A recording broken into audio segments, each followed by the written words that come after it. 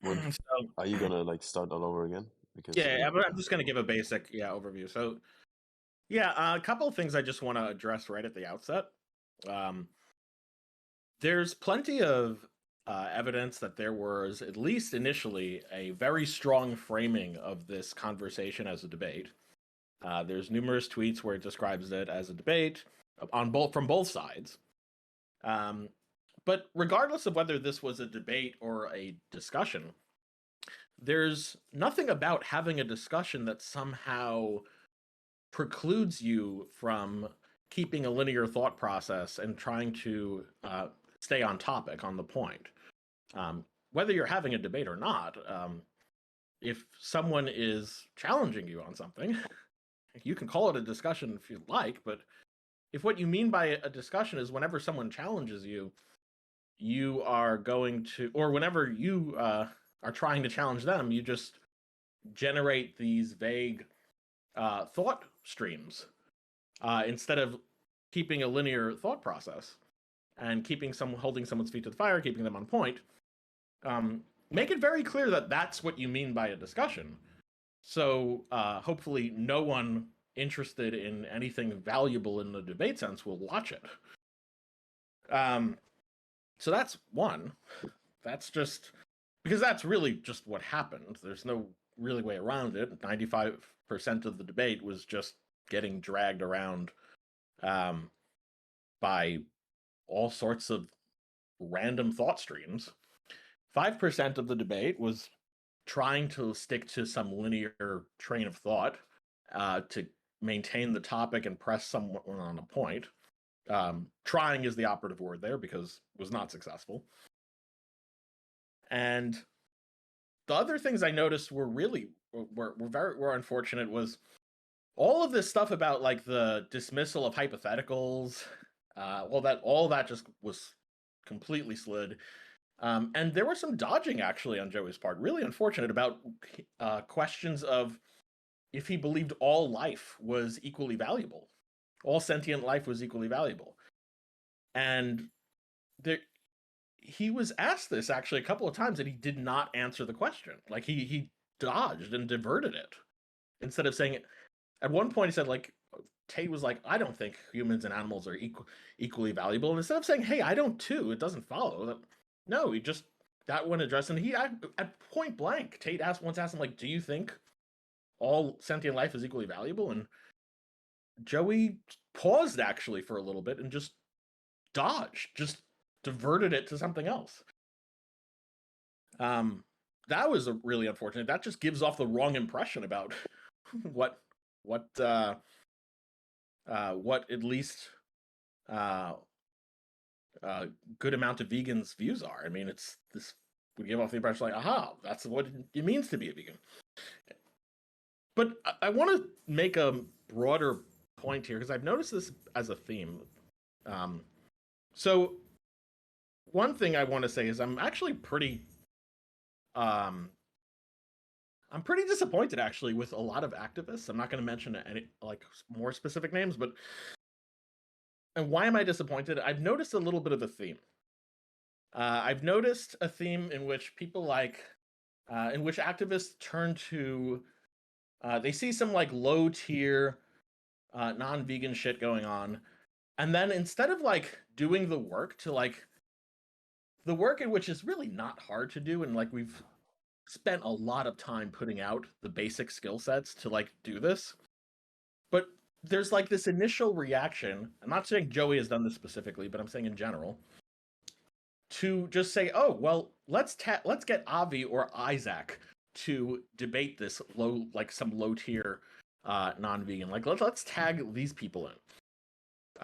No, I'm not. I have a life. Like, dude, I'm not interested in like debating your like doing your dirty work for you. Like, um, I'm I'm interested in having like really interesting debates. Like, I'm not going to debate some low level. But then here's the problem. But then when it comes to like high profile debates, they'll take the high profile debates where they don't know shit and they're not able to debate for shit.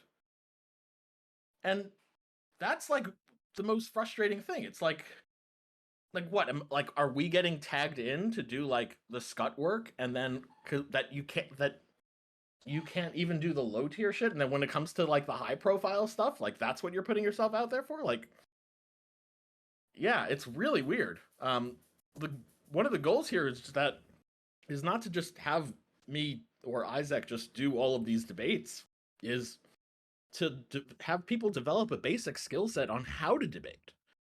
And I think that it's not like we haven't tried. Like, we've tried very, very hard. Both in terms of putting out content and in terms of tutoring, literally tutoring many of these activists for hours on end to be better at debating. And there's just very, very little to show for it. And I think that here's where I'm going to speculate. So this is everything I'm saying right now. I don't think this is speculation. It's just things I've noticed. But I think here's a speculation I have. Maybe I'm wrong, but I think there's just a different goal. I think there are different norms. I think there's a different goal here that is just preventing activists from doing well in debates. I think what's going through the mind when an activist has a debate, I think what's going through their minds is, what can I say to this person to relate to them or their audience or some people in their audience to convert people to veganism? Like, I actually, when I watch these debates, like, that's actually what I think is going through their heads. And I think that's really unfortunate, because I think that's fucking with their ability to actually accomplish that goal. And it seems so alien to me, because when I do debates, whether it's veganism or anything I care about, I can't remember a single debate I've done where I had that goal in my, where actually the thought ever came to my mind, consciously at least. Like, I've never had a debate, vegan related or on any topic I normatively cared about, where I would think to myself, I wonder what let's just think about where I am in the conversation and what can I say to convince as many people as possible. To convince as many people as possible to join my cause. Like, I can't imagine thinking about that mid-debate. I've never thought about that mid-debate. Like, my thoughts and my goals in debate are like, okay, let's figure out where we are in debate. Let's keep it on topic. Let's see where it goes. And let's have an interesting discussion, and let's get closer to the truth, whatever that may be, or let's figure out our values, whatever those may be. Let's see if they're consistent, if things are posited, that's consistent. Let's see if the evidence supporting it is true, if it actually supports it, if it's positive as such. So do you think that's your genuine goal in a debate? Wait, let's just well, this is not someone I'm interested in talking to. Okay. So, but I'll answer the question. Like, yeah, that is in the debate. That actually is my goal. Like, my goals, those are things that I mentioned. Those are my goals. My goals are to have interesting discussions with worthwhile people. It's to strengthen my own positions. It's to get closer to the truth. It's to figure out if there's a way to either strengthen, if my view fails, either can I strengthen it, or do I need to just abandon it for another view? And that is what has made me a great debater. Like, that's what I attribute my ability to debate to and have strong positions to. Imagine if I didn't do that. Imagine if I approached it in this activist way, with these activist goals, which is to say, when I have these conversations, I'm not looking to improve or abandon my view. I'm not looking to test it out and to test my views and get and self-improve. I'm not looking to find out the truth wherever that may be. I'm not looking to see what the evidence leads to, wherever it be. What my goal is, my goal is to say whatever I need to say to convince people to join my side. Like, imagine if I just did that on all the topics I debate. Like, I would not be a good debater. Like, I would never get to the point where I am today. I would just be a terrible debater, because I'd never grow. I'd never learn. It wouldn't matter how many people tried to help me. It wouldn't matter how many people dumped hours teaching me and whether teaching me formal logic or teaching me philosophy. At best, it would just make me a marginally better activist in the sense that I could deploy certain tricks to, if I thought that it might get people to join my side, but it wouldn't I don't think it would lead me to be able to abandon certain views that I held. I don't think it would lead me to, because, well, I'm activist for them after all. I don't think it would lead me to modify them if it was out of line with my activist goals. I mean, part of what makes, I think, my view even on veganism so strong is that I'm willing to call out vegan bullshit. I'm willing to modify my views even on veganism if that's where the truth takes me. And I think that makes my vegan position stronger, not weaker. And I just don't see that type of thing in activists as much. And I definitely, in the context of a debate, it's like all their mental RAM is like stacked up instead of like tracking the conversation. It's just like, how can I relate to this person? Oh, I'm talking to a Tate. Okay, so like masculinity then, right? So how can I relate to him on masculinity? Let's make sure we clear up the masculinity stuff. Like, oh, I was in a gang, and that's all fine to relate and everything, but like it's almost like that's the focus, and to like try to bring some of the audience over instead of actually like tracking down the flow of the conversation, like and getting to the bottom of things here. It's just wandering through a vague street. And like yeah, so that's my speculation. My speculation is I actually think that, or I suspect that vegan activists, much like activists, and I don't think it's unique to vegan activists, I think this is like a problem with activists in whether they're debating abortion, whether they're debating social justice, or any of these things. I think their problem is their primary goals are just not the sort of goals that will be conducive to leading them to become good debaters. Their primary goals are just, what can I say to vibe with this other group of people such that I have some, often I suspect empirically wrong, suspicions that they will join my activist team. Rather than like, what can I do to strengthen my position? What can I do to track the flow of the conversation better? What can I do to learn the empirics? I mean, that's the type of thing that makes the goals that makes a good debater, that will at least be conducive to make a good debater a good debater. I mean, I don't know if this is just a me thing, like, because I've never been, and I've done a lot of debates about things I cared about. In the debate, like I'm talking about specifically in the heat of the debate, not, reflecting on my values about the topic outside of a debate, because then I'd be like, oh yeah, I do have goals about like, minimizing animal agriculture and stuff like that. Of course I realize that, but when I'm in the heat of the debate, I've never had the thought or goal come into my mind like, well, I just want to say the thing that will bring other people to my team now. I don't ever remember once having that thought enter my mind. Except if someone like prompted it out of me, unless someone asked me like point blank, like in like a hypothetical, if they were like in the heat of the debate, if they deployed a hypothetical and said like, okay, well, if you could say this and this many people, yeah, then it's going to come to my mind because that's part of the debate. But other than that, no. I don't know if I'm alone on this. Like, does anyone share this sentiment? Like, Isaac, do you have this thought come into your mind, like on the front of your mind when you're debating? Like, what can I say to bring people to my side? I guess there's always some base level of concern for being understood as well as possible.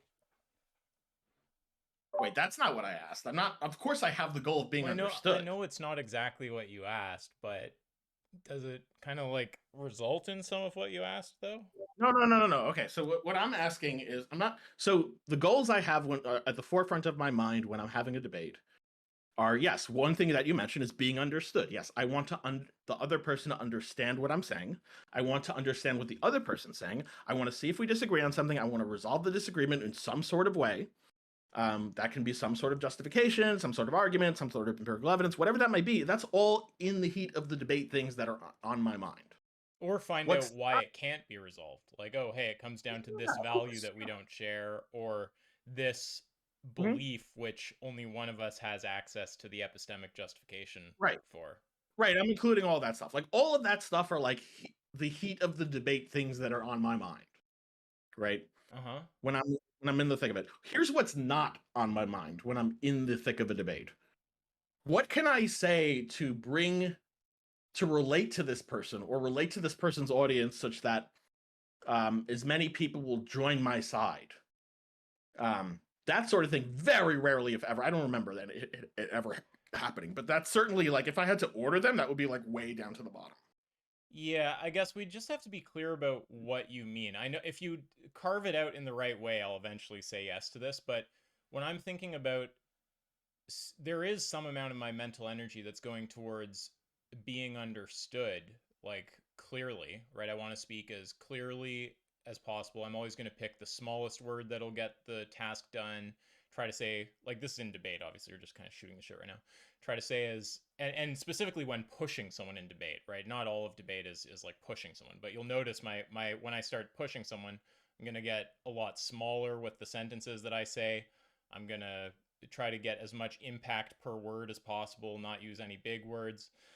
But during all of that, trying to be understood, I definitely put myself into the position of the other person and try to think how my concepts will, like, how what I'm saying will land in their mind. So I don't, if you define relate to them in the right way, that it's like about emotionally connecting with them or something, then like that's going to be like way less common that comes up. When I say relate, when I say relate, I don't mean relate for the purposes of them understanding what I'm saying clearly so that the debate can progress, or in the most optimal way in terms of progression that I with the goals I have in terms of that what I've outlined before. Like, that's not what I'm obviously sure I'm going to have that goal in my mind too. When I say relate, I mean the sort of thing that's like, oh, I'm a very like masculine type of person.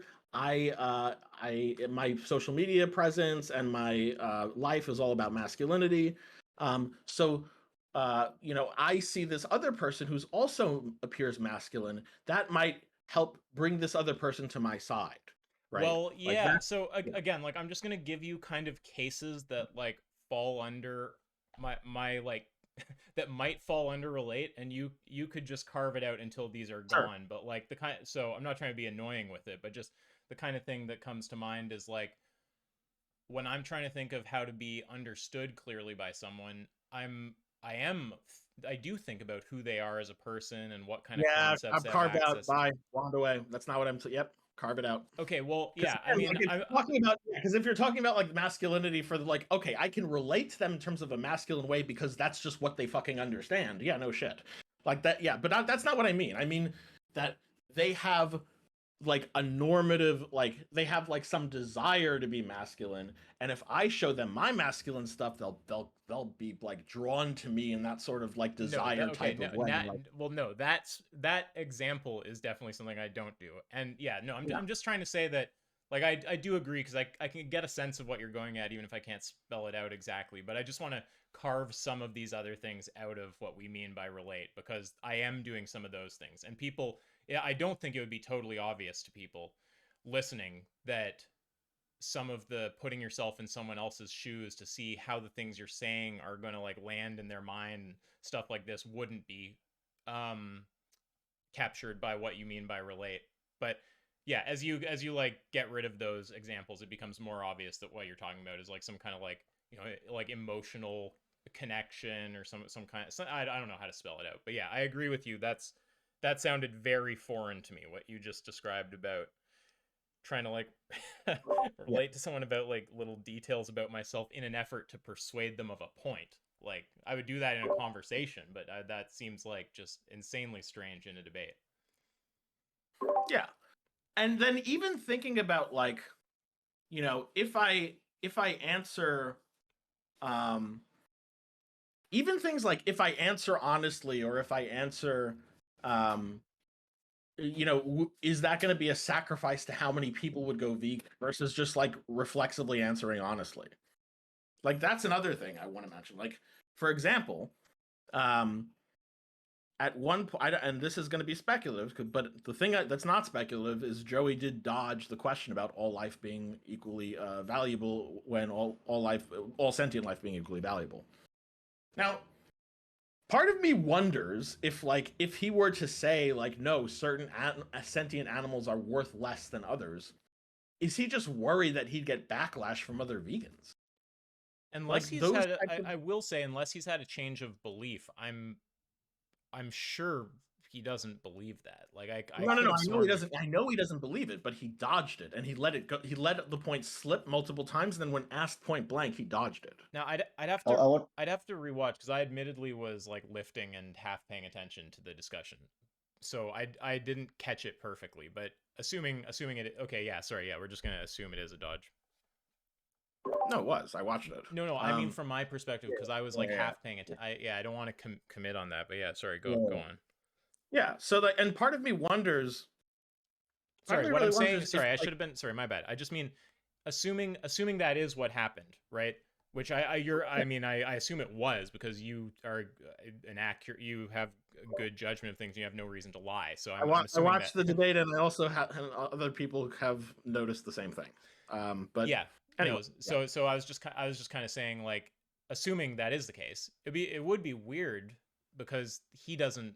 I swear he doesn't believe that, and you were just saying he doesn't believe that. Yeah, I know he doesn't believe it, but I know that the point was mentioned a number of times. He let it slide, and then he was asked outright if that's what he believed, and he dodged it.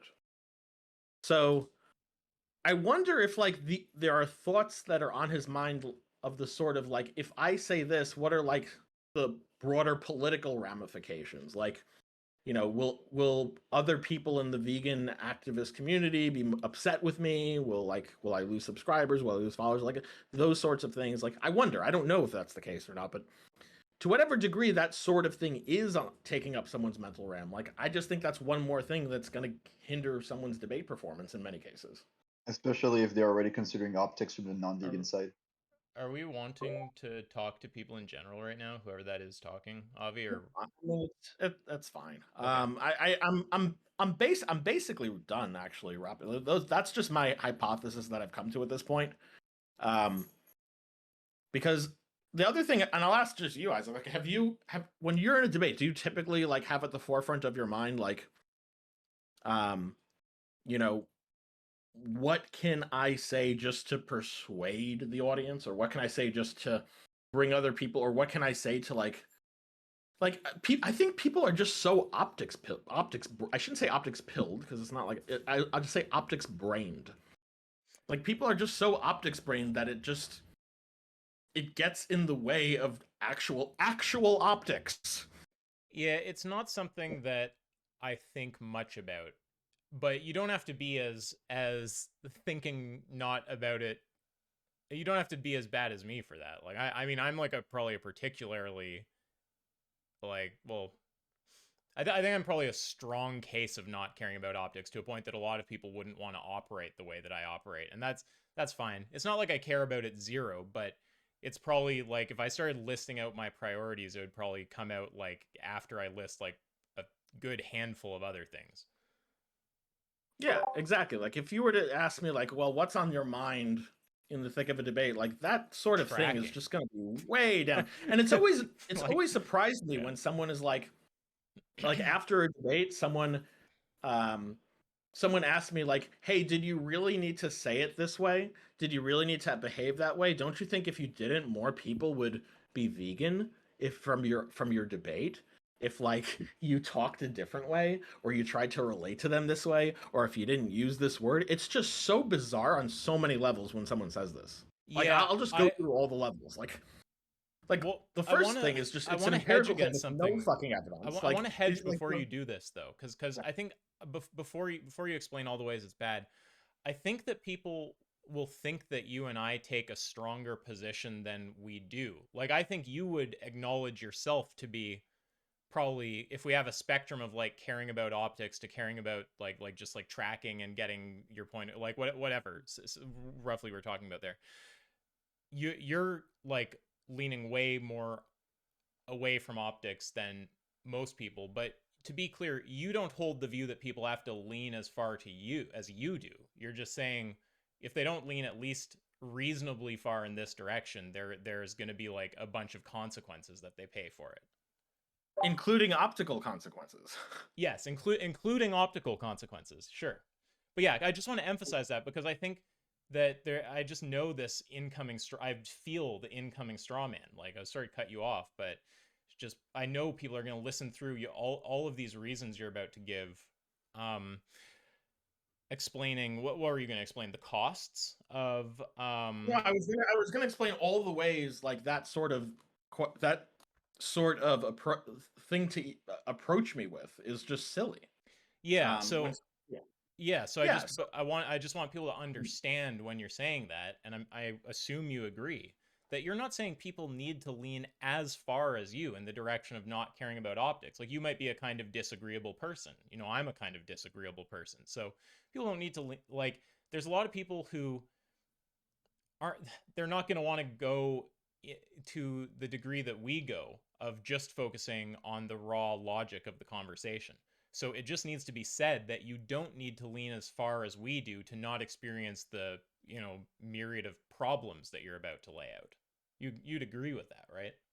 Yeah. I mean, right. But this is like a deeper degree of silliness I'm about to bring up. Like, so, I mean, first off, when someone says something like that, when someone's something like, "Oh, I listened to your debate with this non-vegan," like, shouldn't you have talked this way instead? Shouldn't you have used this word instead? Shouldn't you have tried to relate with him instead? Wouldn't that have increased more people to go vegan? It's like there's so many ways in which this is just such a cringe thing to say. Like, first off, this is just all squarely empirical claims to which like there's really no data that you have to bear. That's one. Two, that's not actually my goal in the heat of the debate. Like, if I were to it's not like, no, my goal, like, you could say, okay, maybe it would have, but like when I'm having a debate, my primary goal actually is not in that moment to convince the most people of veganism. No. When I'm in the debate, my primary goal is to do all the debate shit. It's to understand each other, figure out my opponent's position, get clarity, force clarity if it's needed, see if there's a disagreement, see if the disagreement can be resolved or can't be resolved, and why, if possible. All those things. Like, those are all the frontline goals in my mind. And to whatever degree the goal I have to convince the most people possible veganism, that is way down the list. And why do I have those goals like that? Because I enjoy it. I like doing it. I like debating. It's fun. I enjoy having interesting conversations. It's fun when it's meaningful, when it's interesting. It's interesting to me. And that is what has made me a great debater. So that's the second thing. The second thing is like, no, you're just assuming my goals. I have goals of convincing people to be vegan, but in the heat of the debate, in the thick of the debate, like, those are like way down the line in terms of my goal priorities. And the third thing is there's a very weird asymmetry between this and all other things like normative that I debate. Like, I've debated abortion many, many times. I've never gotten someone say something like, when you debated that pro-choice person, you could have changed your tone a little bit.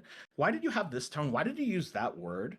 Why did you, couldn't you try to relate to their struggle a little bit more? Don't you think that would have convinced more people to not abort their babies? Like, I've never heard that. No one's not once has someone like approached me with that sort of like critique. But when it comes to all things related to vegan, it's nonstop. It is that sort of cringe never ends. It's like a torrent. And I don't get it. Like, it's this weird, it's almost like this weirdly unique vegan thing. It's like the vegan critique that I'm not seeing pop up in any of the other normative things that I debate. Not that the response is any different. The response is just going to be the same to the cringe. Empirical claim with no evidence, and it's not really what my goals are anyway. But I think, yeah, go ahead. You go. No. If you had more to say more. Yeah, but I think there's a bit of irony here. I think because I don't have those goals and this is a suspicion of mine, one I don't have empirical evidence for, but you know what I suspect? I suspect I actually, in many ways, look optically better than those motherfuckers. I think if they were to do the same debate, they would look like a fucking idiot. And they would look optically stupid. And I think a good thing, one major component I attribute to having the optics I do, which is, fairly split down, maybe here nor there, but like I think that I don't have the worst optics, and I definitely think I would have better optics than like a whole bunch of people coming at me with that cringe. The reason I attribute it to it is that I don't really fucking spend my time caring about that shit so much. I'm not like optics brained. I care about where I am in the debate. I treat the debate like a debate. I think that's ironically like done better for my optics than if I were to like try to use my mental RAM focusing on my optics. Yeah, it's like some goals are better achieved by not focusing on achieving them. Like if you try to be cool, you're probably not going to be cool. Right, exactly. Yeah, that's actually a great analogy. Like don't you think if you did this, it would look more cool? Like, imagine walking through your life thinking that, like having that in the forefront of your mind. Like, what can I do in this situation to like optimize my coolness to other people? Right, like, bro. Just don't care. Just live your life, be yourself, be happy, do the things you like. Yeah, you look a lot cooler that way. Yes, yeah, right. And similarly, like if you're, I don't know. I have the same intuition about how people come across in debate. It seems to me like if you just focus on doing your job well in the debate, which means having the right attitude, so being open to error, listening to what the other person is saying honestly, whatever the attitude is, I'd have to think about it for a minute, but there's a bunch of like virtues to have in a debate in terms of your like your orientation towards it, and then also doing the actual mechanics of the debate well, like what's the proposition, okay, who has the burden of proof, all of this, getting arguments for claims and whatnot. I think that if you just focus on doing those things well, having the right mental orientation and actually doing the debate mechanics well, that you'll probably achieve like quite a lot of optical goals, or like you'll probably do pretty well optically, because you'll just read like a honest, interested person who's trying to understand the topic and has things to say about it, right? As opposed to coming off forced and fake. Sure. Yeah.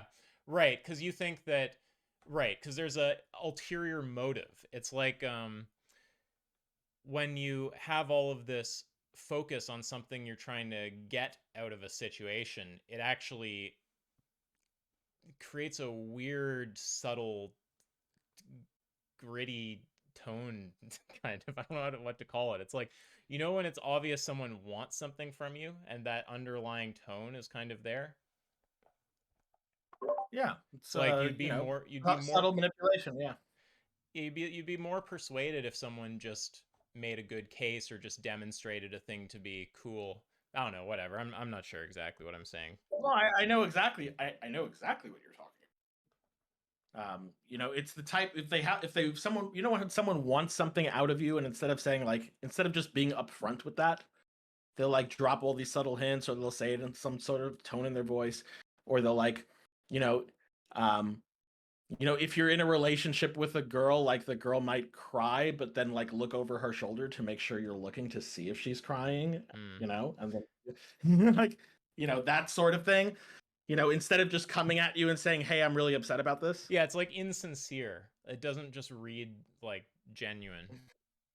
Right, because this is the thing. I will say one thing that, as I have noticed in how people read me, there's not a lot of people. Well, there's a few moral realists now, I guess, who think I'm lying. There's not a lot of people who think I'm dishonest. There are many people who think I'm an asshole and stupid and whatnot, but I actually don't find many people make the criticism of me that they think I'm operating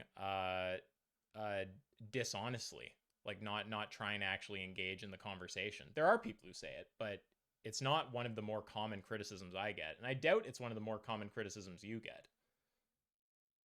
No, I don't know any. I mean, I don't know anyone serious like and who I would really care about, who would say that I'm bad faith or dishonest. Like, I'm sure I get the criticism. I'm sure like there's a whole bunch of like random nobodies who give me that, but not anyone I would consider like even remotely in the vague territory of competence.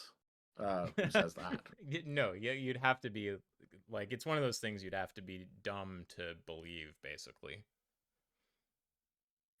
Yeah, and I think you'll come off optically, I suspect anyway, you'll come off just there's a whole lot of optics that just comes off better by just being genuine and caring about doing the job at hand, and not like forcing optics or focusing so much on forcing optics. Yeah, and doing some optics stuff, it's like you should build the base layer of the actual discussion skill, keeping your orientation correct and truth seeking, which is actually difficult. People have a lot of defensive reactions, right? You have to like get all that out, get into a state that you're actually like truth seeking, learn the debate mechanics. If you oh man, sorry, I lost my nope, my train of thought's totally gone there.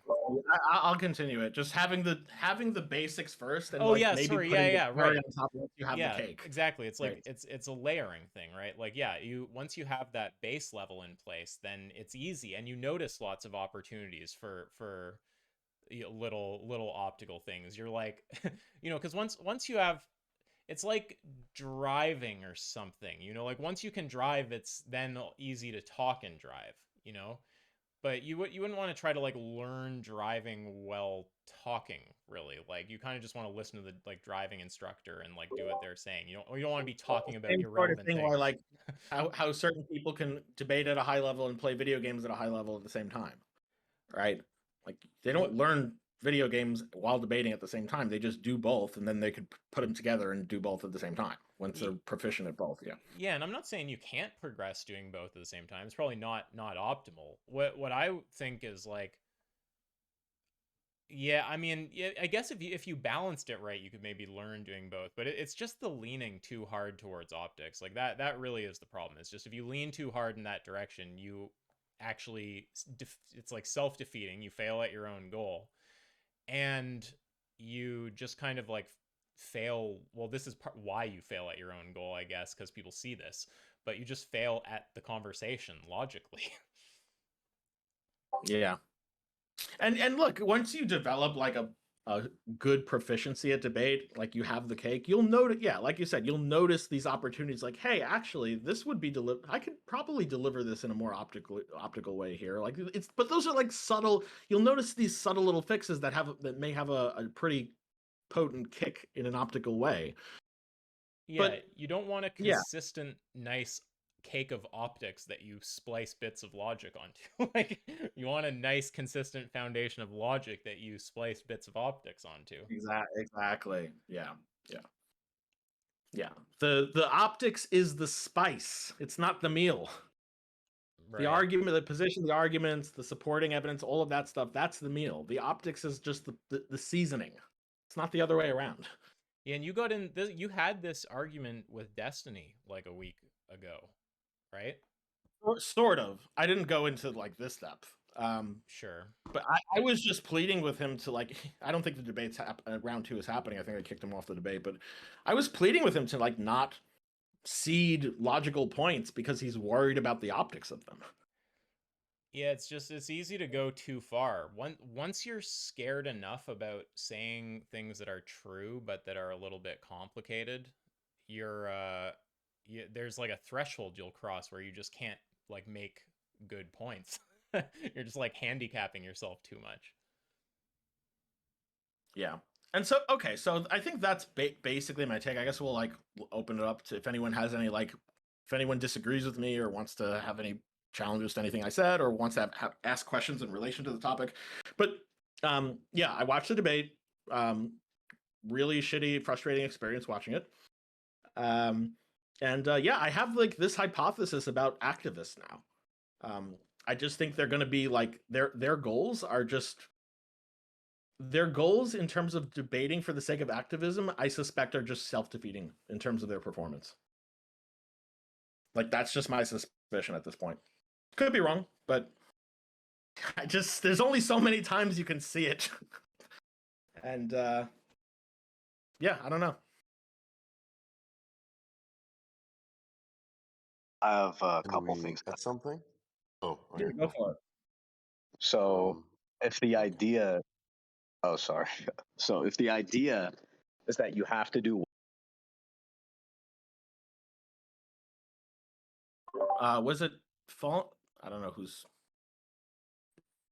trying to talk. Yeah, it was Fallen. Oh, sorry. yeah, One that was person me. going for another. Sorry. Fallen, go ahead. Yeah, no worries. So yeah, I was just saying, if it's the case that people are telling you you have to do whatever's most effective to converting them, whether it be on abortion or veganism, right? That would lead to some insane reductios. Like, what if it was the case that giving the person a blowjob is the most effective thing to get them to be vegan or to be pro-life? They'll probably say, no, we don't mean literally anything. We just mean that they're probably just saying that there are low cost things you could do that would be much more effective at persuasion, right? So instead of this word, use that word. Instead of having this tone, have that tone. Those are the sorts of things they would probably respond with. Can I add something about that? Sure. Yeah. So also, I think that the risk when you consider optics too much and you don't focus on the arguments themselves is that sometimes you will do leaps of logic. You will skip some important elements. And yes, okay, you might convince people in the short term maybe, but there's a risk that if you skip some important steps in the logical reasoning to get them to become convinced of the position and really be rigorous, if you convince them for bad reasons, they're also likely to become unconvinced of the position for bad reasons in the future.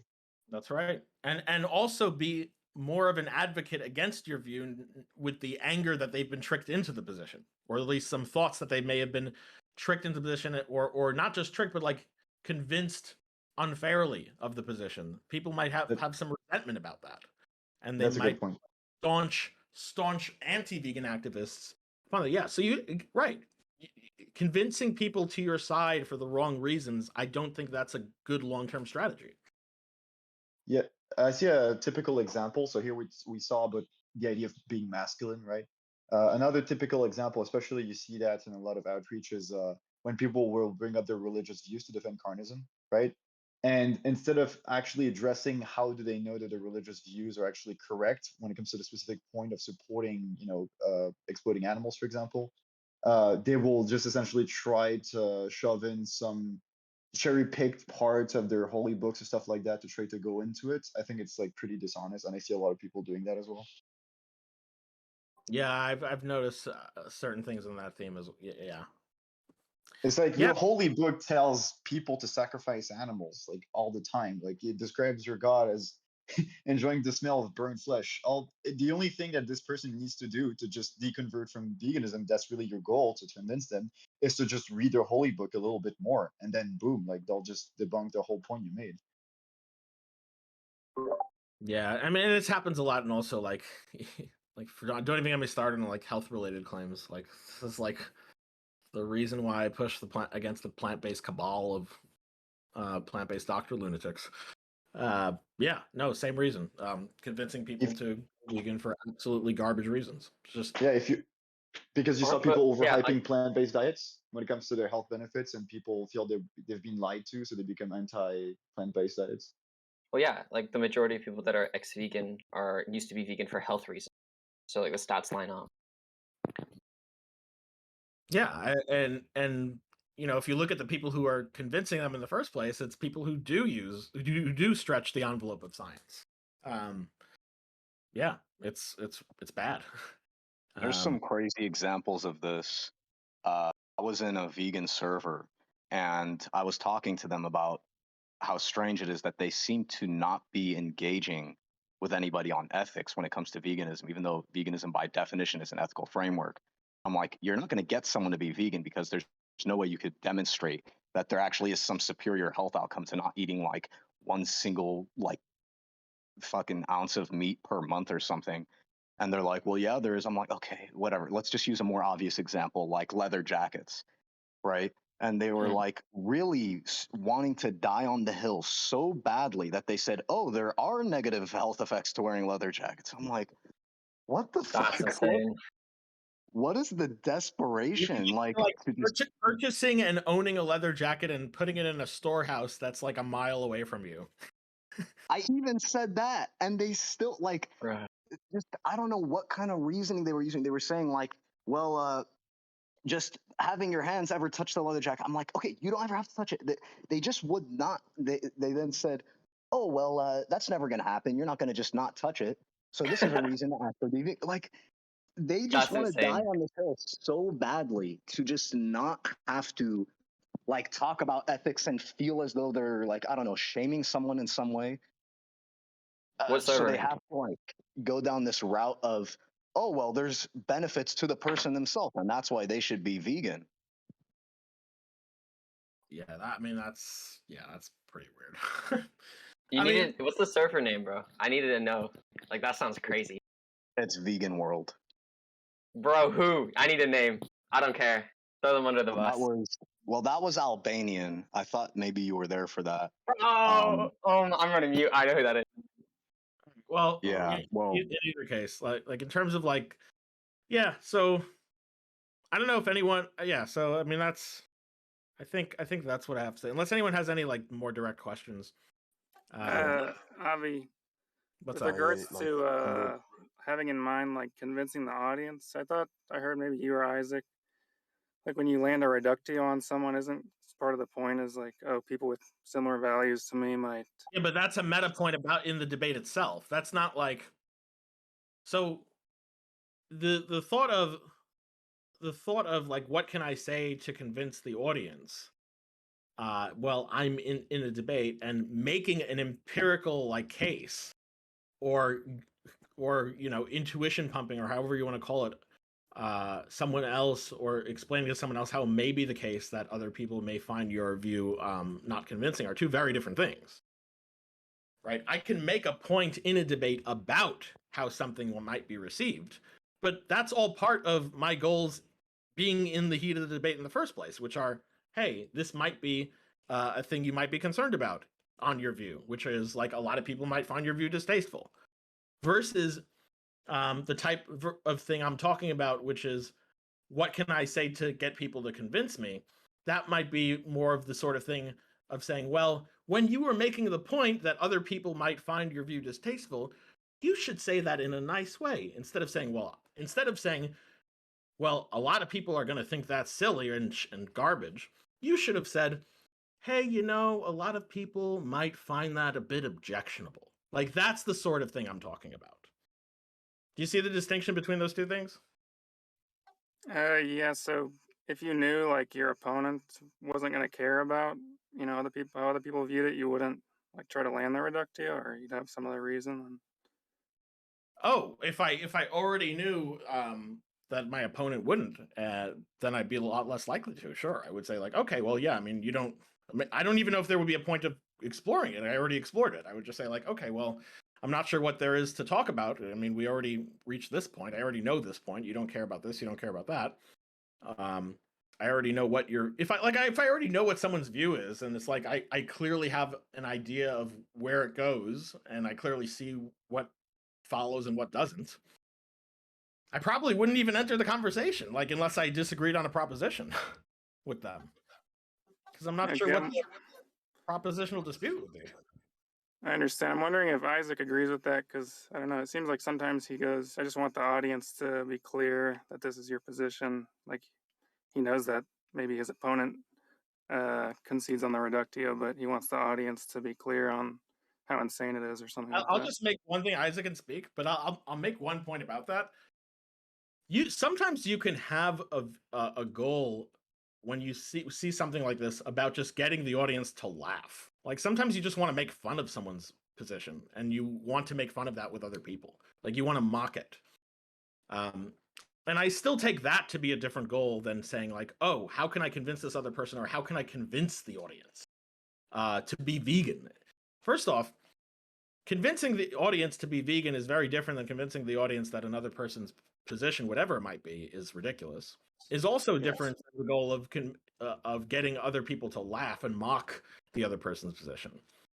So what I'm saying is not on my mind, almost ever. And in fact, I can't remember a single time where it was on my mind, was, convincing, what can I do? What can I say here to convince the audience to go vegan, or to convince, that sort of thing.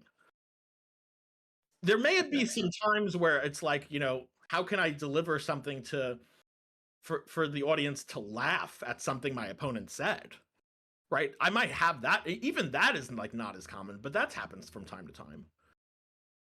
I might rephrase the person's view in a semantically equivalent way and say, like, just to be clear, this is what you're saying, right? So that might be the case. And do you also attribute you being a good debater to those kind of goals too, or is that just kind of separate from your debate performance? It could be part. It depends. I take that to be sometimes more of like, depending on the context and goals I have at the moment, to be like more of a cherry on the cake sort of thing. Again, it's the spice. Like I don't like, if you were to watch a debate, it's like hours of like cake and then the cherries on the top. It's like, okay, and then finally I got most of it is just clarifying the other person's view, seeing what it is, seeing if what can be delivered. And then, once it's clear, for me, my approach anyway, once it's clear that like I have a solid grasp of the other person's view, I have good reason to believe it's silly, then I might start adding like some rhetorical spice on it. There's a legitimate case to be made for why that is useful. Because sometimes people, they don't really understand what they're saying when they're just pronouncing a sentence. And when it's repeated back to them differently, this is what can be required sometimes for them to realize that their position is ridiculous and for them to change their mind or to take a step back. Yeah, so to be clear, I'm not saying like goals involving rhetoric have no place in debate. That's not my view. There probably are cases. In fact, I'm pretty sure there are cases in debate where goals involving rhetoric is true, but that's not what I'm talking about here. I'm not talking, when I say I don't have activist goals on my mind, that's not the same thing as saying I don't have rhetorical goals on my mind when I'm in a debate. Those are very different things. All right. Avi, specifically for the not made in the image of God argument, what would be the path you would go down if they said there are no humans that were not made in the image of God? Would you go down the physical impossibility and logical impossibility route, or what? Or would you cut it off before then and take some other approach? I actually, in the context of the NTT dialectic, I actually don't think it matters, because the TEP as framed in logical possible worlds are actually both logically constrained. Well, they're logically constrained by the way they're set up, but there's an inadvertent nomological constraint because the possible worlds are set up by the atomic propositions that don't have a shared truth value, but a proposition like the laws of physics apply to all the creatures in this world.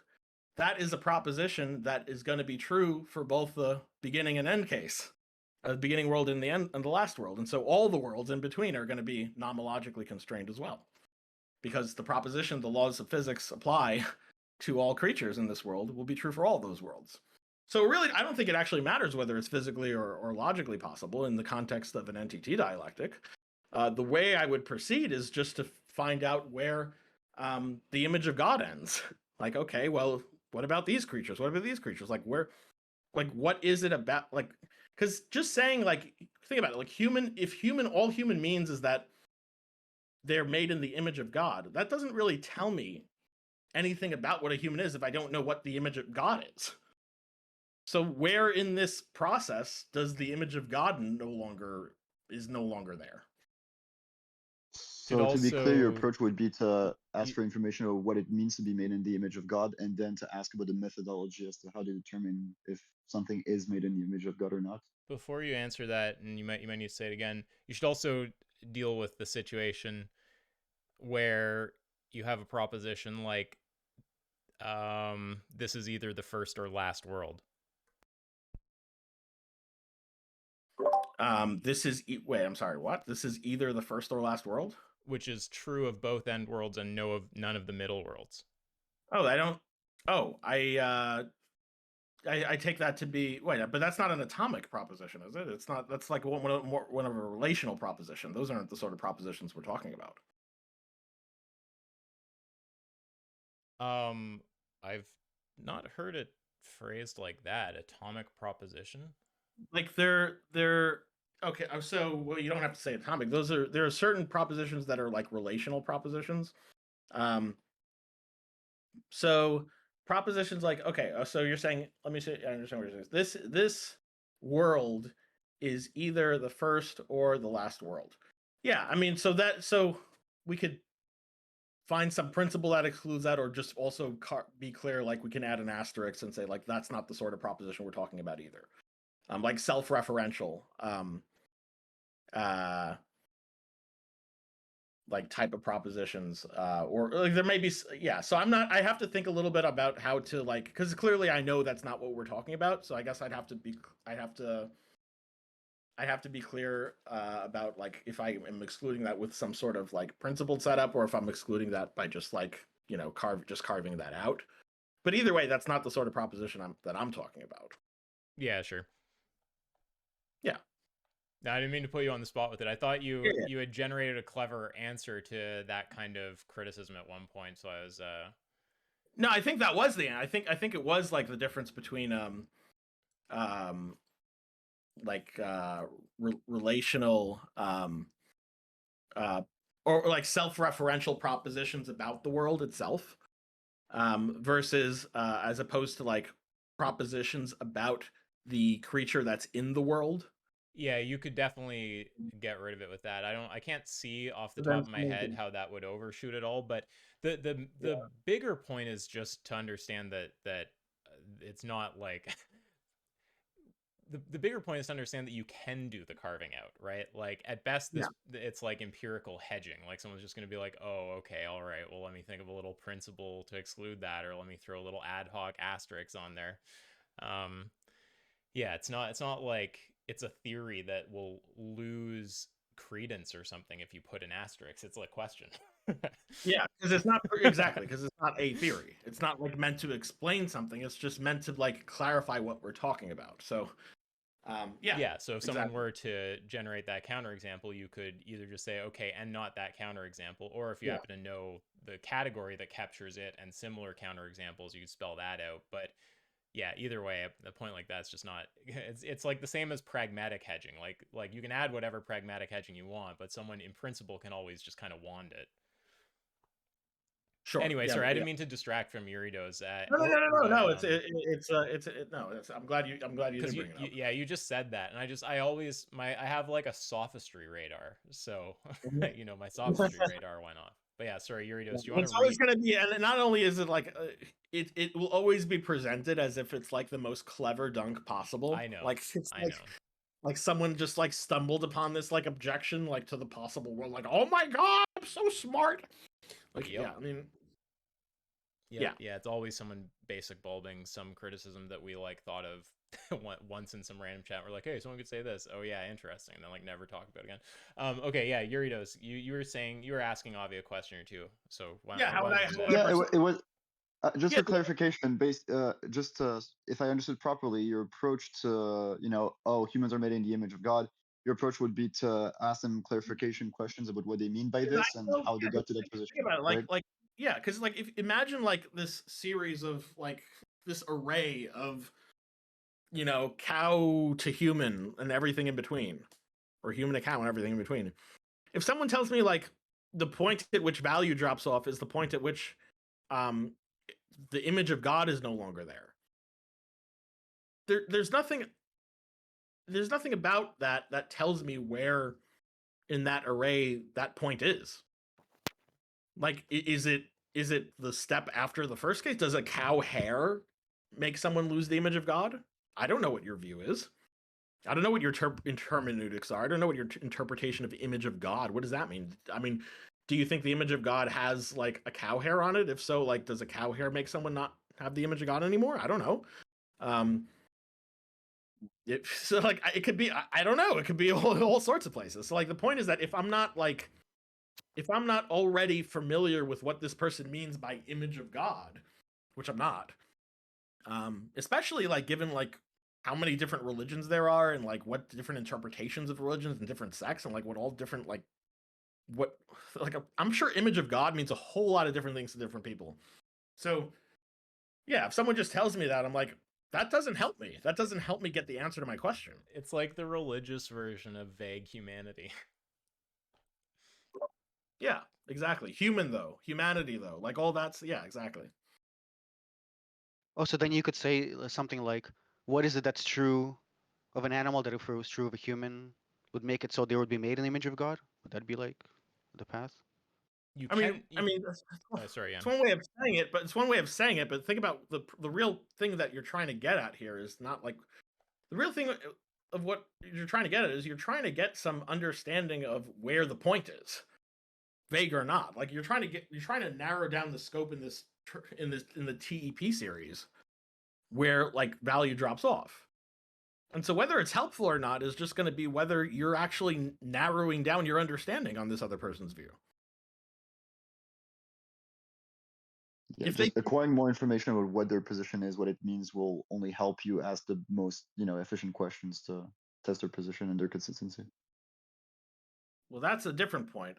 My point is just that any of these terms, like human, like as vaguely defined, or like image of God, or humanity, or any of the things, to whatever degree they're helpful in answering the question, is just the degree to which they narrow down where that point is that you're interested in finding. And if the term is alien to you on their usage, then someone might as well just say like, well, the point at which value drops off for me is the point at which the creature is no longer a herblglurk. Okay, well, where's that point? Do you know where that point is? Did I help you? Did I help you answer the question? If herblglurk is just as known to you as image of God is, then no, it didn't help you at all. Yeah, it sounds like basically what you're saying is under whatever definition they provided, made in God's image, humanity, homophily, whatever they decide to use, doesn't even tell you if your neighbor is under that category, given your lack of understanding. Well, your neighbor wouldn't be under that category because they're not part of the TEP. Because this only concerns like people part of the TEP. But it wouldn't tell you, for example, if the human creature, unless you posit that it's your neighbor, if the human creature with one cow hair or something would be a member of that category or not. Or it wouldn't even be if like the human creature itself, like maybe would be in the category or not. Like it's just at least on your understanding of it. Yeah, and with stuff like that, you often get to a situation like if a lot of the time it's going to be possible to have like beings that look just like humans but somehow don't have the property, so then you can do the scanner if you ever end up in that situation. Like, if we had a little scanner that said whether people are made in the image of God, and we scan you with it and you're not made in the image of God, what would you say there? But of course you have to determine what exactly is meant before you're going to know where to go. That's just a common place that I've found that sort of thing ends up. Yeah, that's good. I think there was also unwillingness on Andrew Tate's part to engage with hypotheticals at multiple points, and we should bring that up. It's Tristan Tate. Sorry. It's also something to bring up how that was so repeatedly let slide without any opposition. And he celebrated at the end, just celebrating, aha, we showed how silly the vegan hypotheticals are, blah, blah, blah. Avi, I was wondering on that point, considering how often people kind of are not willing to engage in hypotheticals, if you have any kind of reductio on hand that you'll typically deploy if someone's going to kind of invoke the non-engaging with unrealistic hypotheticals or something, or hypotheticals that are highly unlikely to occur in real life. Imagine going through life actually doing that. Just imagine what that type of life would look like if you refused to entertain the thought of any hypothetical that you thought was unlikely to happen. I'll tell you what I personally do. And like, if someone is telling me they won't, that, oh, something's a hypothetical, that to me sounds the same as someone saying like, I like ice cream or something, or like the sky is blue, or, you know, Darth Vader would beat Superman. It's usually completely irrelevant to the dialectic, whether like when people say stuff about like, oh, that would never happen, or oh, this is a hypothetical, or hypotheticals are blah blah blah, that's almost never a point that's dialectically relevant. So I'm typically just going to ask how that point addresses the question that I asked in the hypothetical. And if they ever just become explicit and say they won't answer the hypothetical, if it ever reaches that kind of level, then I'm just going to say, oh, so just to be clear, you're like ending the conversation here. Like if my reasoning requires pushing further down this line, we just can't do that. You're just saying you won't. And if they say, yeah, I'll say, okay, well, when you're, you know, willing to engage, I'm happy to talk again. So from my perspective, I'm never trying, like, I think just like vegans get off on weird tangents with like crop deaths or hypocrisy and stuff, I'm never going to sit here starting to argue about the value of hypotheticals. Like that's something that you could do. You could talk about the utility of hypotheticals, and Avi has a great video trying in vain probably to explain the utility of hypotheticals to Casey Muratori. But if you watch the original video that that is in response to, the whole reason Avi's having that conversation is because I went through that whole debate, which I think anyone with a brain can watch and see was just like pretty much one-way linear destruction. I went through that whole debate without ever falling into explaining the value of hypotheticals or something like this. So yeah, the real thing here is that is a derail that you don't want to actually fall onto. You don't have to establish to them the value of what you're saying or something like this. You have a question. Sure. If they don't answer it, if I'll they also say, just add one more point. I think all of these people who say this, almost all the people who say this, are actually hypocritical on that. They don't actually follow that principle. Well, like if sure, well, sorry, yeah, I'll let you say what you say, but sure. I just want to say my whole basic methodology is just, if I'm asking a question, someone says something, so they vaguely gesture at problem about hypotheticals though, or just like vaguely gesturing at bees though, or China factory though, or something. If someone vaguely gestures at hypotheticals though, oh, hypotheticals this, hypotheticals that, my instant response is usually just to go, okay, like, but I asked this, what's the answer? As if that, you know, because they just aren't addressing what's being said. If they ever become explicit about it, then I make it clear that they're actually they're saying that we can't continue the discussion if it involves going down this pathway. And so I just can't deliver my reasoning, and I'm happy to talk to them when they're willing to hear my reasoning out. So it's kind of just a two-step there. That's like after the first step, it's the same place. The second step is the same place you always go if someone ever makes a line of reasoning impossible. It's just, okay, well, I guess I can't go there if you're not willing to have the conversation. Anyway, sorry, I just wanted to clear that up. So go ahead, Avi.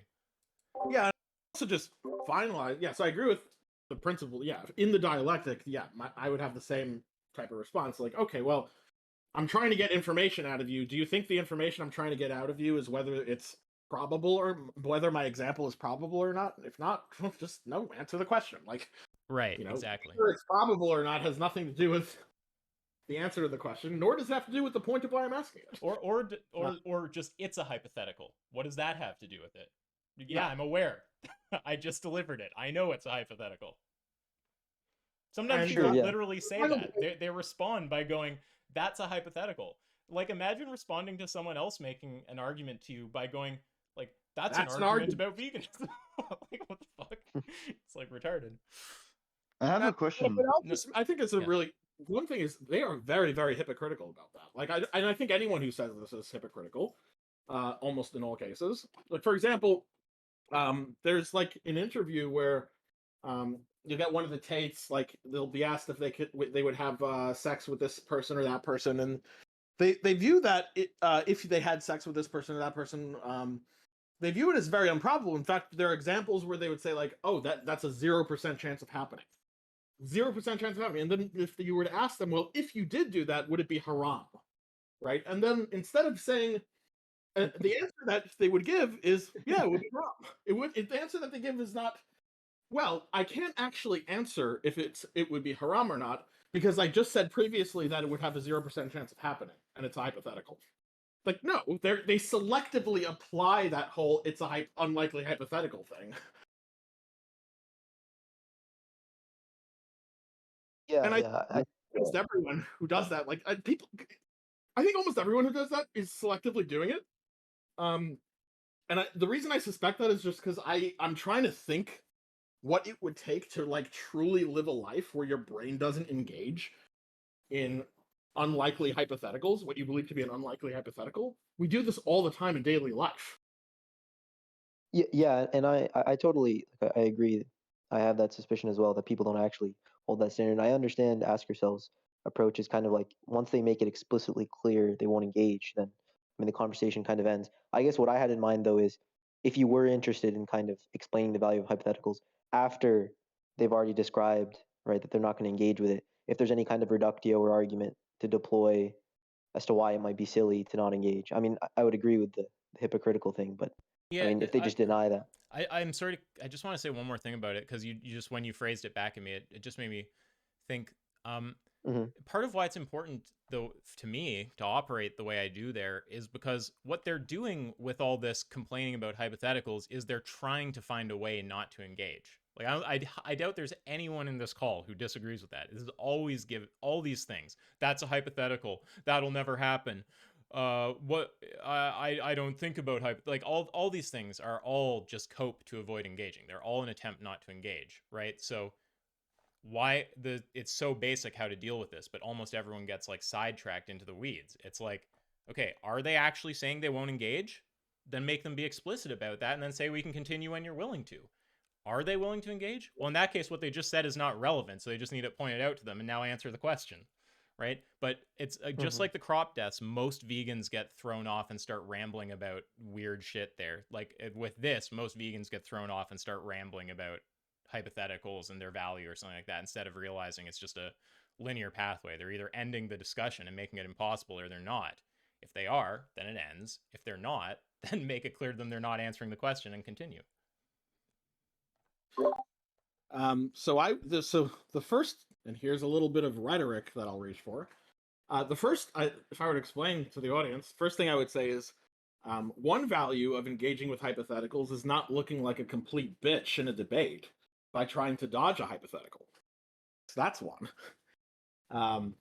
But more to the real point hypotheticals are very useful. They're very useful to figuring out our goals. They're very useful to figuring out our values. There are even hypotheticals that are thought experiments in the field of physics that were used to try and make arguments and test certain theories in quote-unquote test. But, I mean, we do this all the time. It's like, all a hypothetical is, it's just if something were to be actual. It's just to present a situation that's not actual and to ask if it were to be the case, then to imagine if it were to be the case. So like, that's just the scenario. It's just like, we do this all the time. We're like, okay, well, what if I took my car and went here instead of there? What if even if you thought that it was very unlikely that you would go to this other place, like, and could it? It's a good tool to test other people's positions. It's like, okay, well, if you're presenting some view, here are the things that follow from it, and whether it's unlikely to happen or not, here's what follows. Do you sign off on this view applying in that case? It's useful to gain information out of your interlocutor. You, if they're being honest and answering and actually engaging with the hypothetical. So one thing is it's useful to extract certain information out of your interlocutor. It's also, there's something about unrealistic hypotheticals and abstract hypotheticals that actually may be more useful than I suspect than realistic ones, because realistic ones already have like a lot of baggage and oftentimes like have a lot of baggage and emotional like attachment to them. So like if your goal is to like, okay, well, here's an epistemic principle. Like, let's figure out if like it works in this case, that case. But all the cases are like realistic, and you already have like familiarity and like emotional attachments. It might get in the way. Whereas if like your goal is to find like an is to find like a model that predicts things really well, to bring it into like a more abstract type of scenario might have its own uses. So I don't think I think in some cases unrealistic hypotheticals may even be more useful than realistic hypotheticals, depending on the circumstance, and depending on what the goals are. But I have something to add to that. Talking about realistic hypotheticals. I was talking to Lance Bush recently, and he was talking about research trying to figure out what hypotheticals people actually give accurate answers to that align with their values.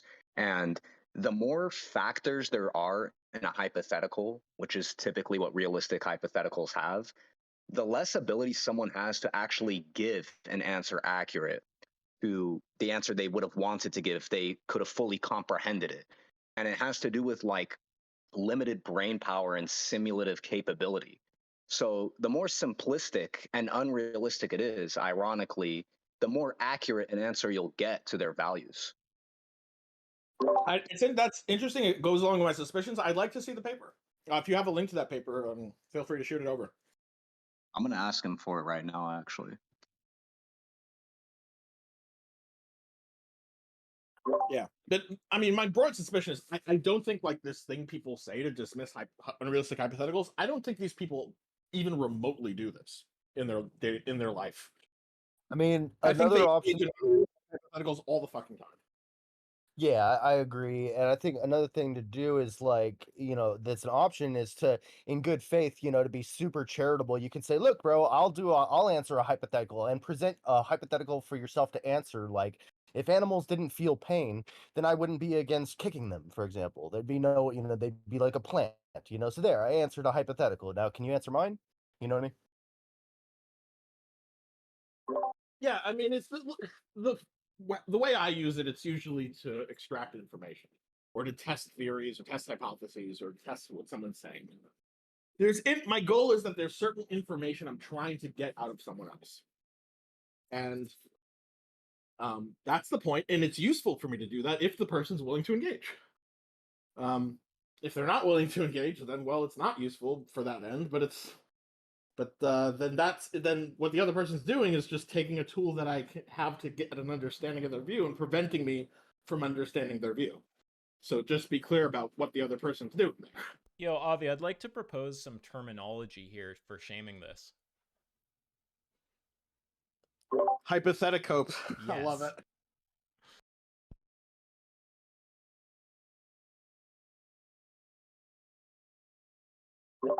Yeah, I mean, yeah, it's I don't know if it's a cope or if it's like, because cope is, I don't know if cope captures it, because like cope is something that like is like some sort of after the fact way of feeling better about yourself in some way. That's like, you don't think they're like kind of coping with the fact that they're unwilling to answer the hypothetical by telling themselves bad things about it? No, I think that is something. So there's a difference between doing that in the heat of the moment and doing that like after the debate, for example. Like so if someone were to say like, you don't think you can cope in real time? You might be able to, but I think the cope really captures. You think cope has to be after the fact? I think so. Like I could be wrong about this, but I think when we use the word cope, we typically mean like, okay, there's an event that happened and it was clearly bad for you in some way, and you're trying to soothe yourself in some way, in a way that's detached from reality by trying to delude yourself in some way that's like the event was not as bad for you as it actually was. Like that's the sort of thing people get at by cope. Yeah, it sounds everything about that is right except for the time, I guess. That you think it has to be after the fact. Maybe you're right. I've never actually noticed that.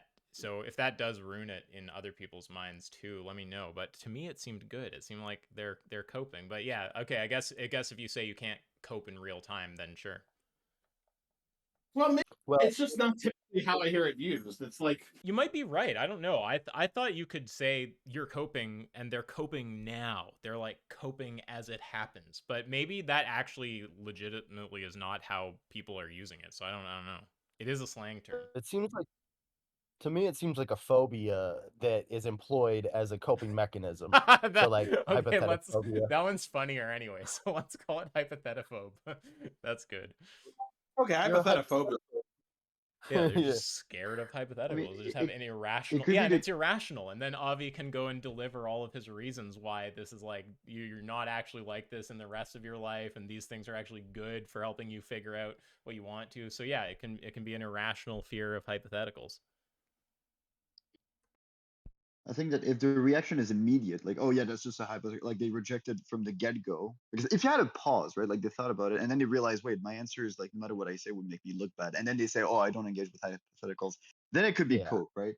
But if Well, the answer is immediate, sorry, go on. Yeah, but when people are, I think there are a lot of people who are like rejecting hypotheticals without like, without like actually consciously going through it and being like, oh, the only reason I'm actually rejecting the hypothetical is it fucks my view, and I'm going to like just use this as an excuse to do it. yeah.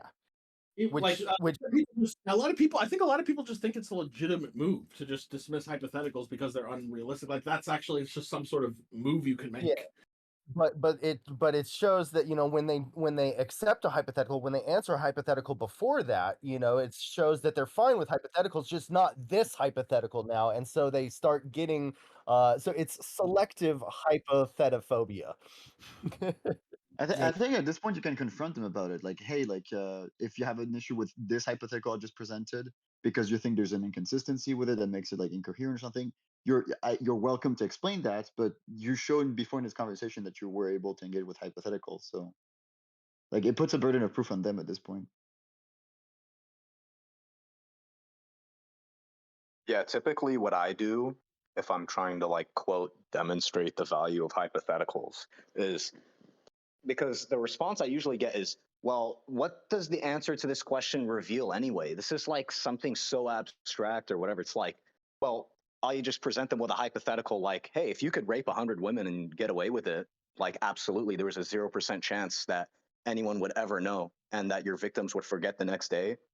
Would you do it? And their answer would be fuck no, instead of like, you know, being like, well, that's a hypothetical that's like not really like realistic or whatever, right? And not only that, but I'll then ask them, if someone answered that hypothetical with the yes, will that change your view about that person? Will that make you as eager to be around them or something like that? And there's really no way for them to say no to that unless they like either affirm the values of that or something else weird. But yeah.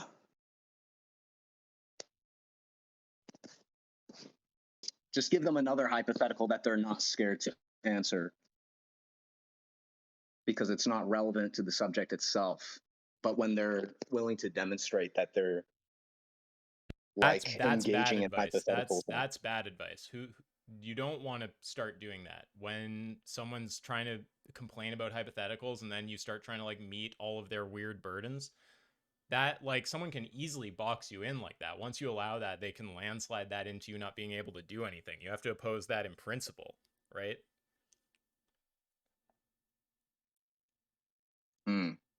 Yeah. What happens if you just give the next hypothetical and then they just that one's also problematic? Like you can't allow some ridiculous move like that. And it's also just, you know, fuck catering to these people. Like if someone's being retarded, I'm gonna like explain to them why what they're saying doesn't make any sense. Not be like, okay, let's enter the world of nonsense and try to work with it. Like, no. Yeah, it goes back to the idea of like they have the burden of proof for them to demonstrate that the hypothetical is not valid. Like it's their job; they have to demonstrate it's not. Well, that's not even the discussion.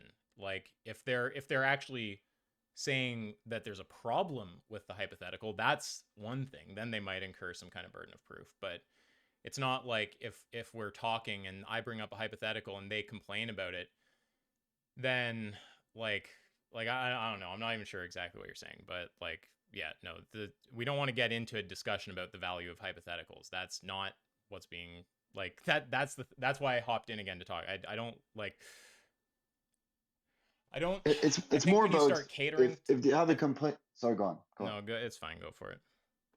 Yeah, it's just that if they have a complaint to make about the hypothetical, it's their job to demonstrate that this complaint is actually valid.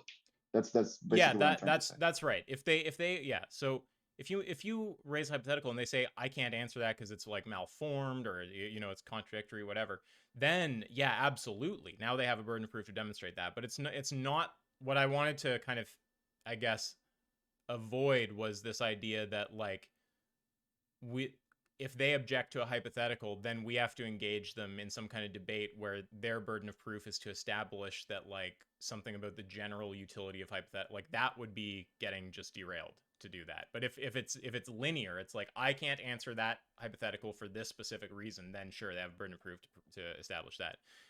Again, it's just one of those points where vegans veer off into fucking like nowheresville for some reason. I don't know why. It's the same as crop dust though. These are like two of those areas. Yo, Avi, did you have anything else, or are you like pretty much done? Or Well, I think I basically said all the things I wanted to say. Did anyone else have anything to ask him? All right, okay, I'll send you a recording. You can do what you want with it. I had a question about something unrelated. I don't know if you want that right now, or if that's just for another day.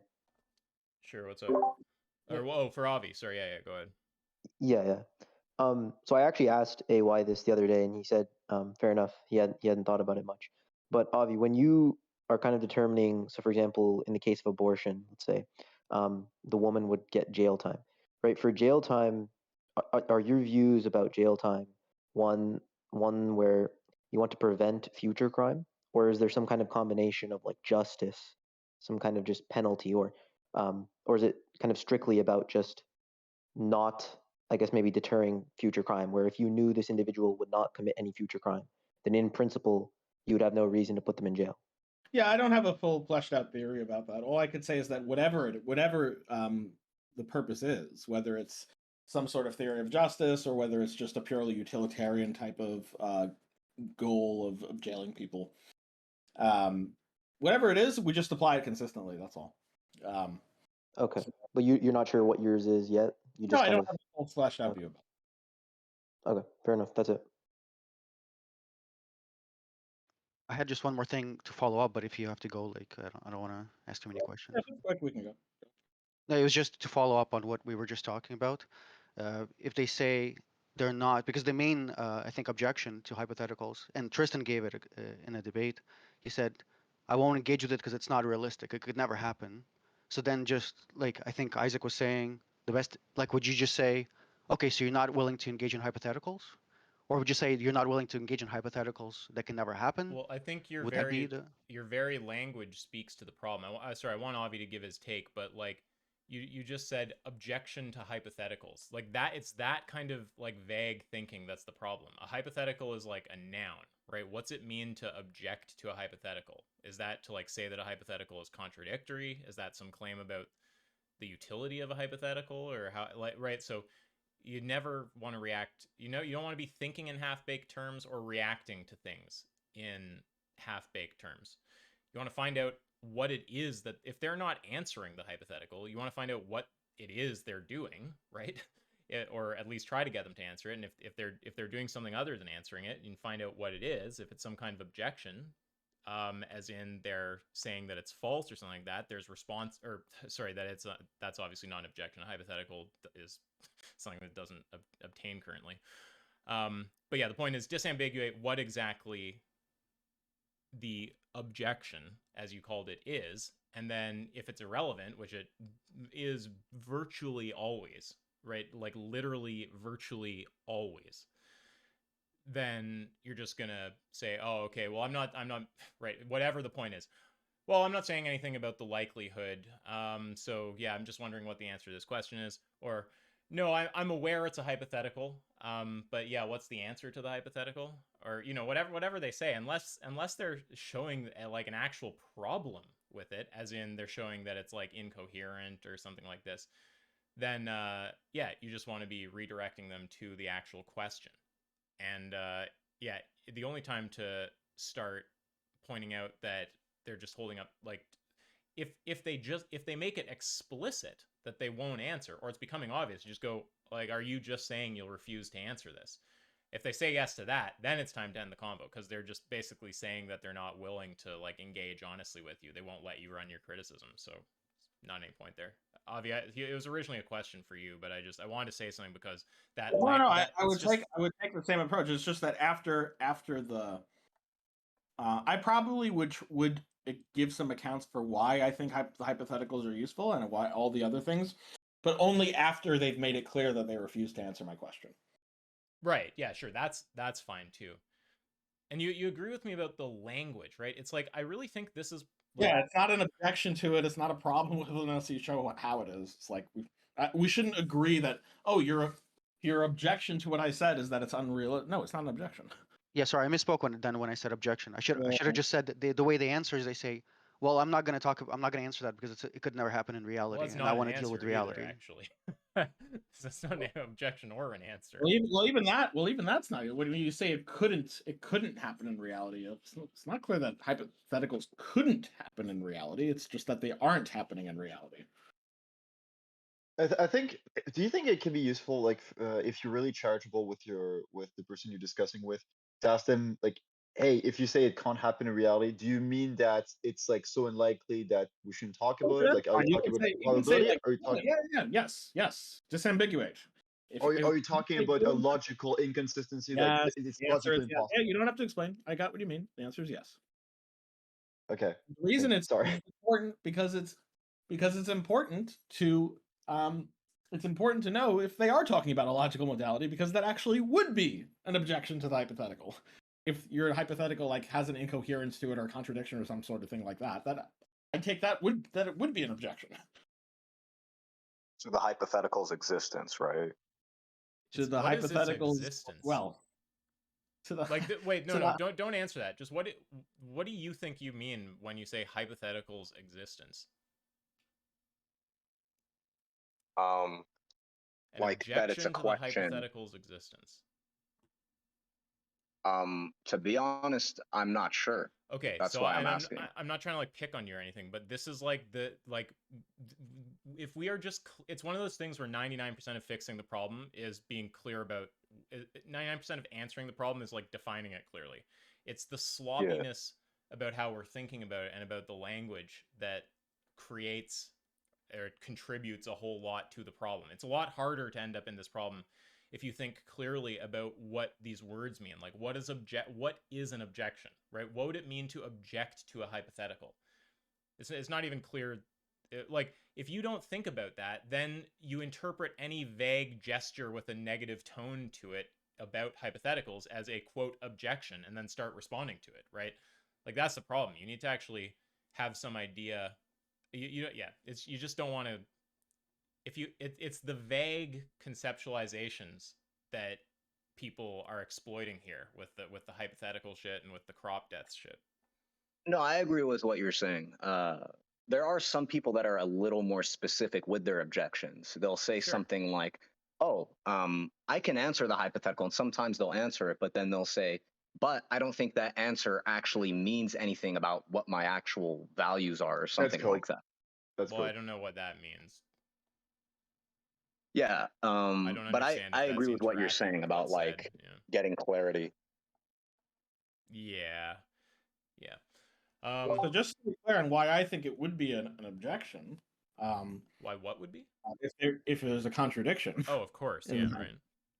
It is just because, well, it's because the main thing for me is that and for everyone, what's it an objection to?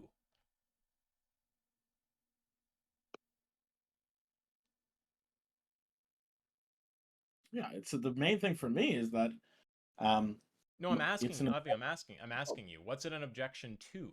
Right? I want us to stop with the language of object to hypothetical. It's an objection to the tool as its ability to fulfill my ends, my goals. Because when I deliver a hypothetical, I have certain goals, which are to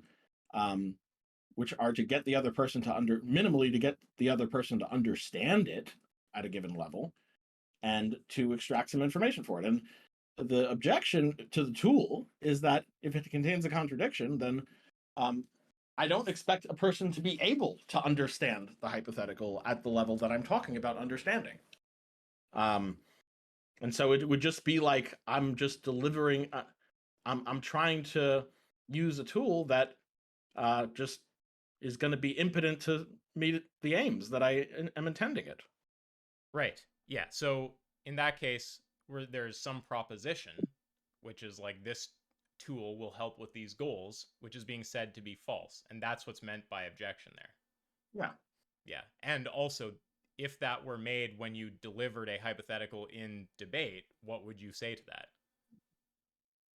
If someone said that they were the hypothetical was a contradiction, had a contradiction. No, that it won't meet your goals. That the hypothetical. Oh well, without demonstrating a contradiction. Yeah. Oh well, I mean, what's the argument for that? A couple things. So I think it will meet my goals. So we could do it two ways. We can say, well, how about you just answer the hypothetical and we'll see if it meets my goals, because it's not clear to me that it won't.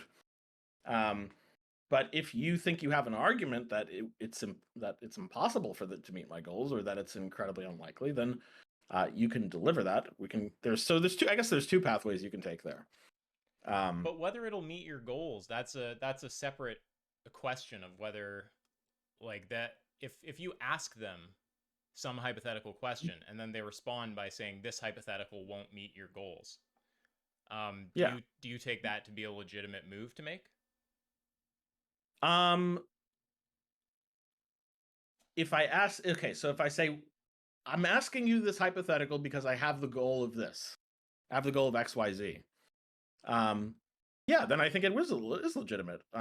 Because why wouldn't it be? If I say, if I outline to the other person, like, the reason I'm asking you this hypothetical is because I want to extract information from you.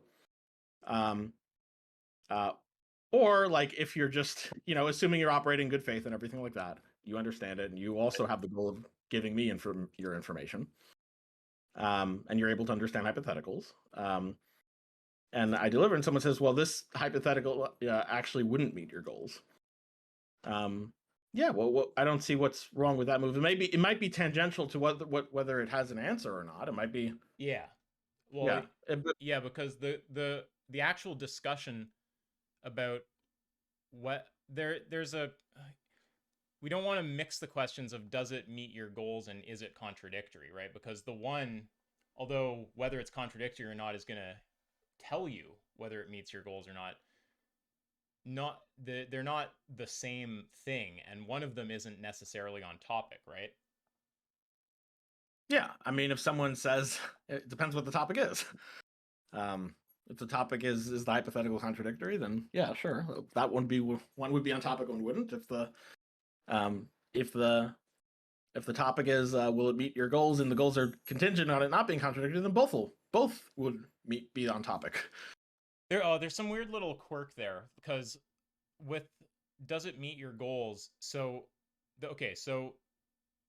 undermining the hypothetical, showing some kind of problem with the hypothetical, showing that there's a contradiction would do that, but showing that the hypothetical doesn't achieve your goals would not necessarily do that, correct? It wouldn't undermine the hypothetical in the sense that it could be used for other purposes. Like for example, just like if someone says, this hammer is defective, it won't meet your goals. It won't be an end to serve your goals to driving in nails into wood. Okay, fine, but the hammer can still be used as the paperweight, for example. Like, I could deliver the hypothetical for another goal. That's a sort of different thing than saying, well, like an objection, like, well, actually you're delusional and the hammer doesn't even exist. There's a sort of thing, well, that's like, there's a much broader like loss of application there. So if someone says like, oh, the hypothetical has a contradiction, well, there's a whole laundry list of goals that the hypothetical is not going to be useful for now.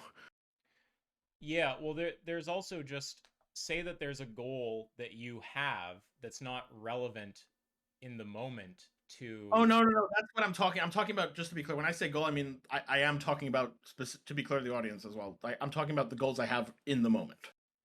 the relevant forefront goals in the moment that I have. I'm not talking about like side quests that I have like when I reflect in my personal life and like, that sort of stuff. Yeah, like because for instance, say there's some goal you have like 99% of the time when you're running a hypothetical in a debate or something, and then in this particular case you don't have that, and they want to quote object to the hypothetical by saying I'm assuming they know what my forefront goals are in the moment when I'm asking them. Well, yeah, I think we want to think of our goals and what shows a problem with a hypothetical. Well, I want to say as separate, but I have to think of how exactly to say that. Are you understanding what I'm trying to say or not?